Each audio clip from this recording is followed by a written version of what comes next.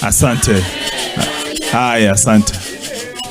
May I also, for the record, give the apologies of many others who were with us at Limuru. We have people assembled at Naivasha because of the political parties liaison committee. Some of the leaders of the other political parties are there. And there are also other committees we formed within the Limuru 3. This is the reach out committee that was tasked with this exercise. And I thank you, Baba. Thank you, Jeremiah. Now, members of the press, as you have already been told, this is a delegation that has come from that conference that they call Limuru 3. I'm accompanied here by one of my deputies, Honorable Wikis Ambesa Paranya, and I'm also here with the deputy chairman of our party, Governor Simba Arati, and there are several other honorable members of parliament of ODM who are here. This delegation came to present to us a report of the meeting that was held in Limuru, known as Limuru 3. And as you know, there was a lot of discussions about Limuru 3, whether it should take place or not, whether it was going to unite or divide the people of Kenya. But having listened to them,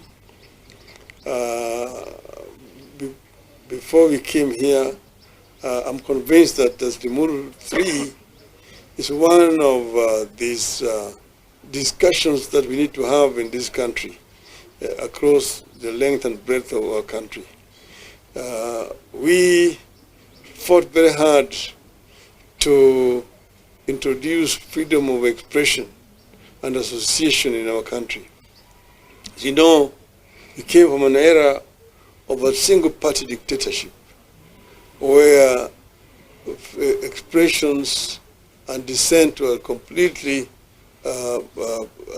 banned.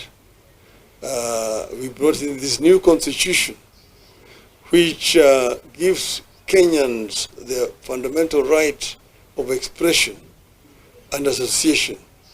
And this is something must be selflessly guarded by the Kenyan people.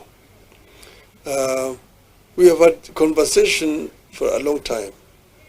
I actually gave them a kind of a summary of our history as a people, where we came from and how we came together, about the struggle for independence of our country, and why this area was unique, where particularly we had the armed struggle, because this was one of the areas which was settled by the white men, and they had to take up arms in order to be able to liberate themselves and get back their land.